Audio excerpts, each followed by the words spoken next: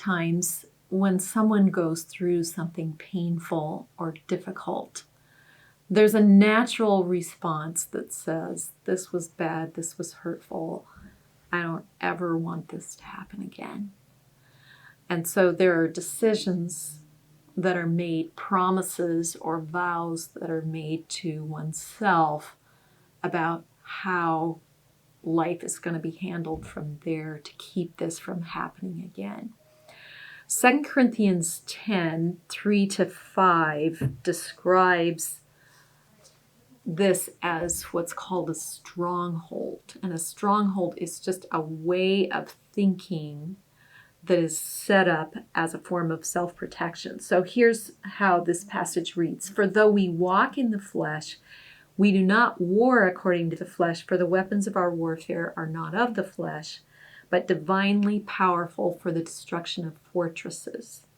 We are destroying speculations and every lofty thing raised up against the knowledge of God, and are taking every thought captive to the obedience of Christ.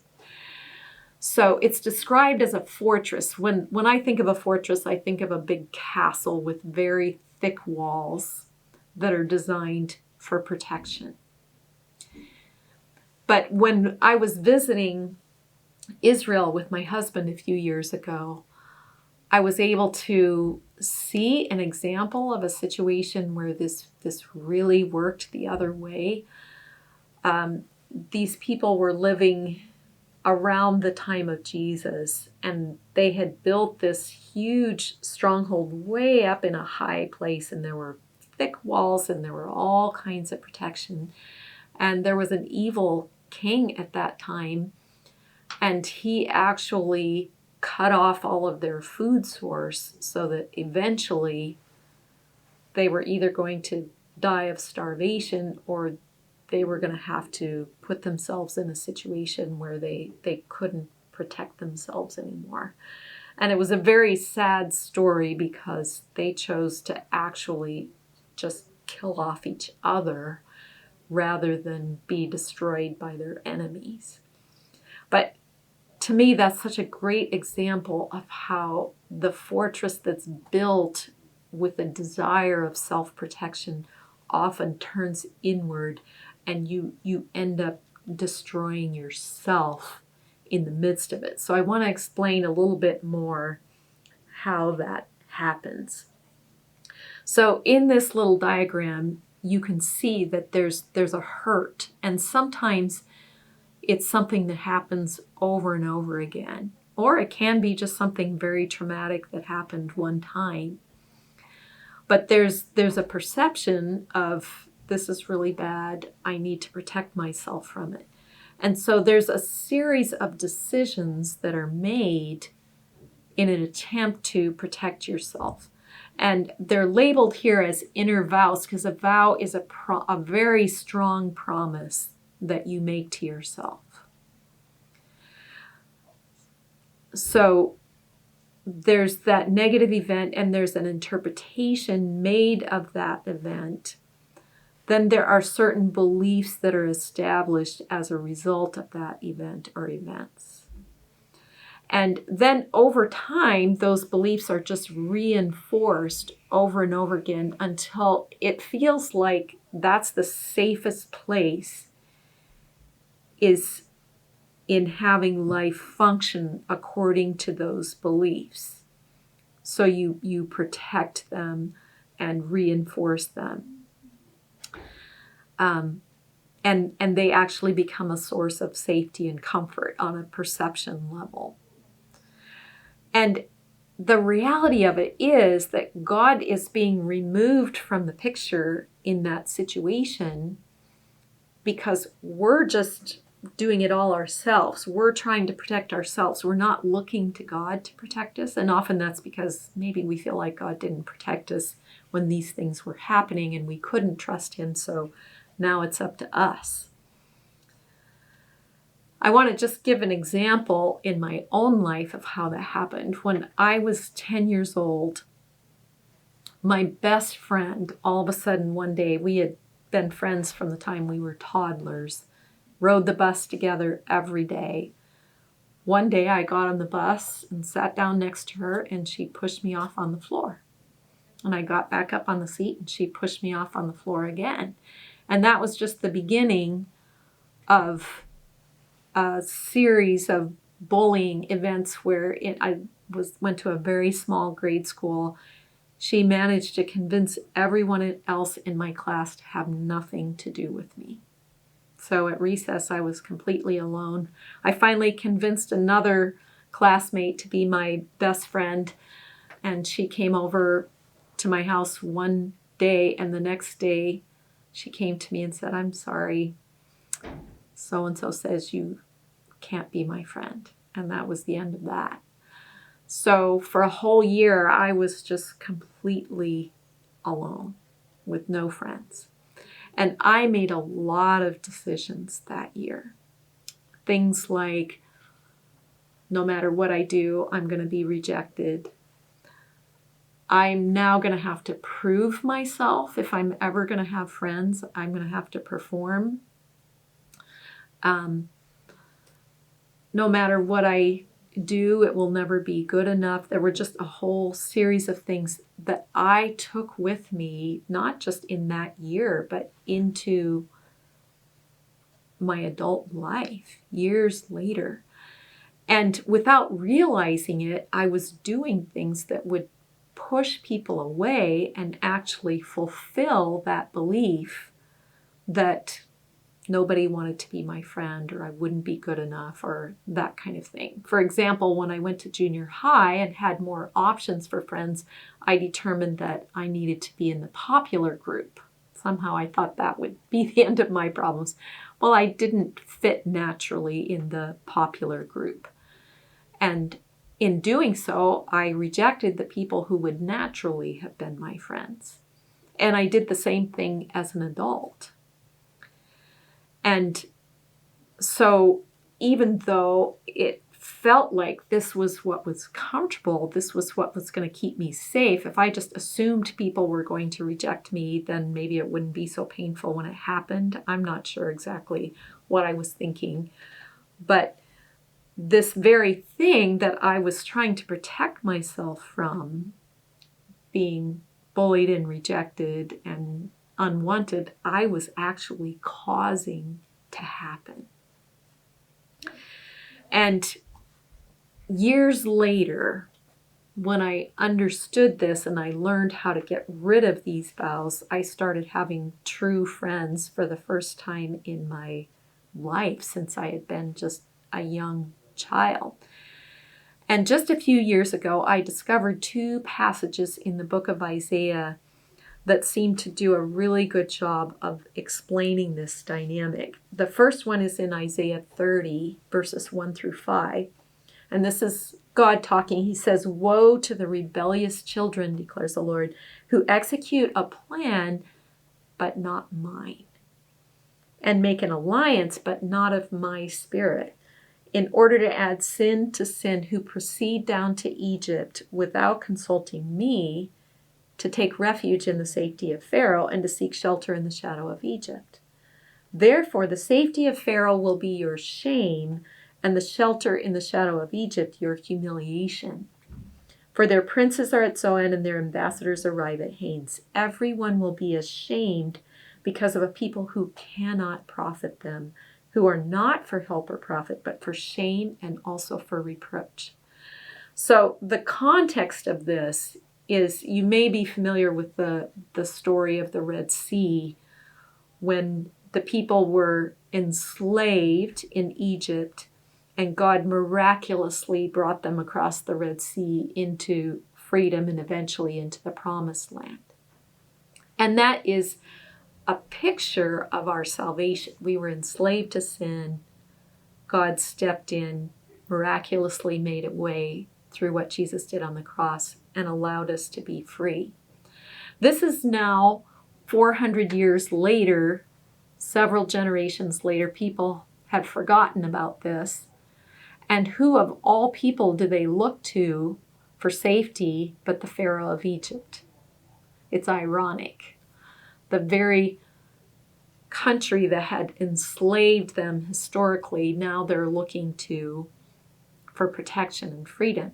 And it's interesting that as God is confronting them, he's saying, you made a plan, but it wasn't mine. You didn't consult me. You just took matters into your own hands.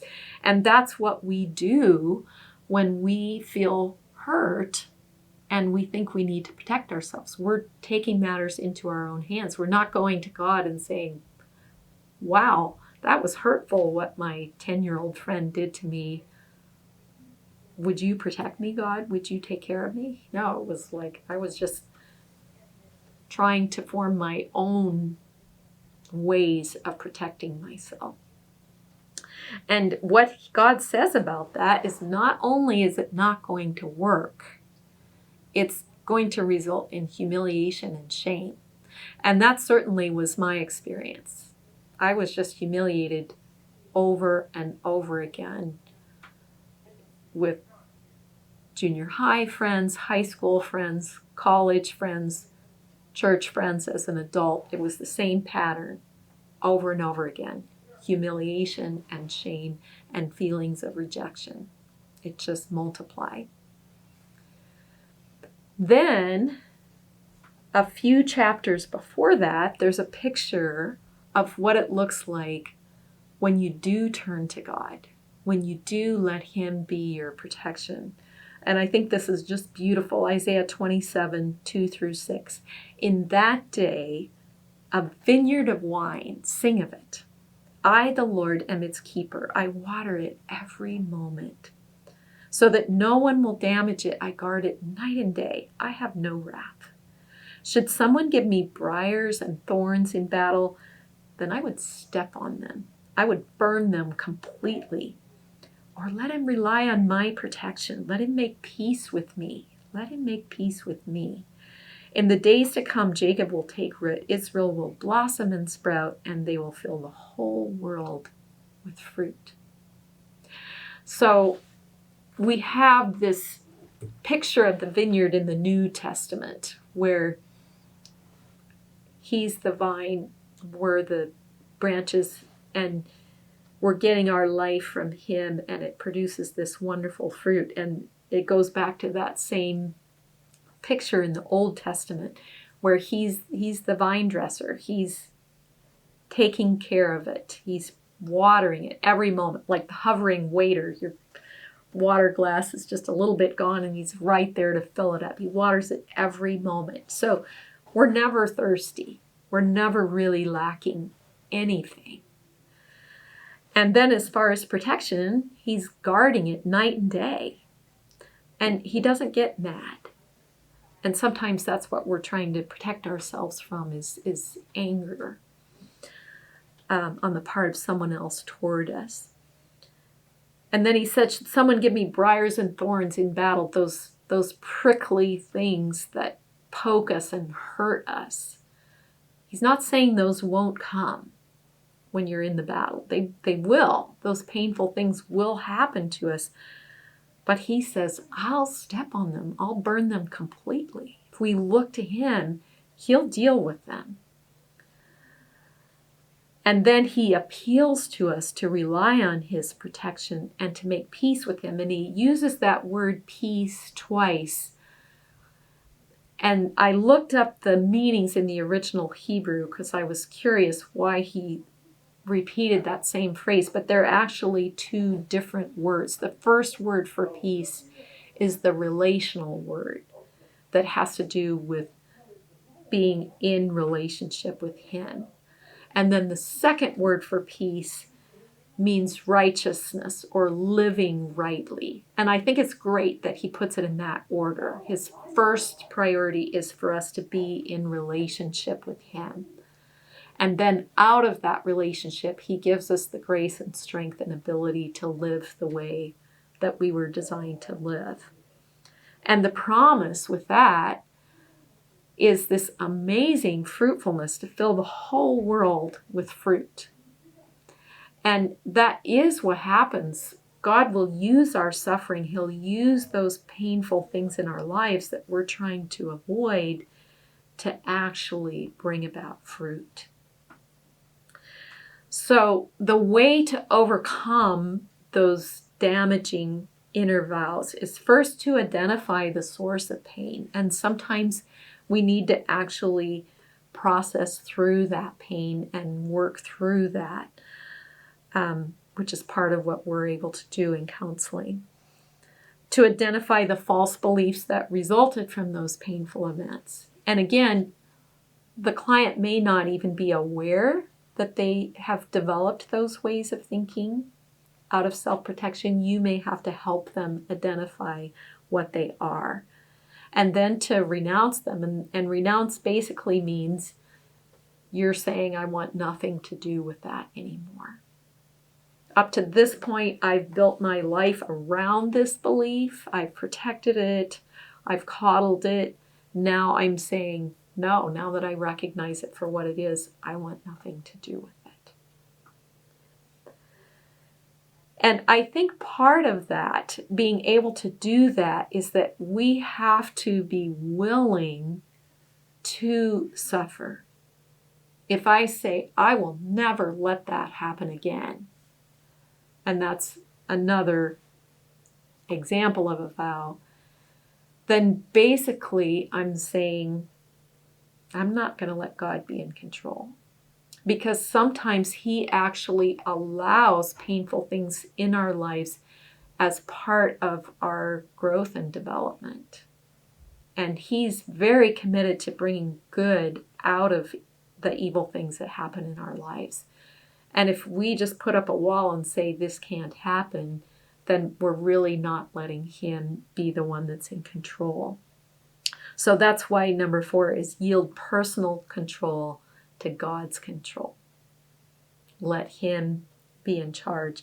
And then replace those false beliefs with what's true.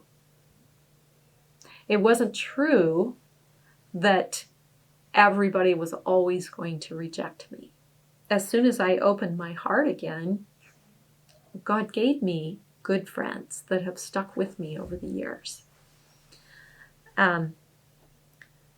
So the reason that I am sharing this with you, the reason I believe this is important, is that I think there are many people who are stuck in these vows that it's almost like it's a rubber band. Once you've said to yourself, this is the way life works, it just sort of pulls you into that.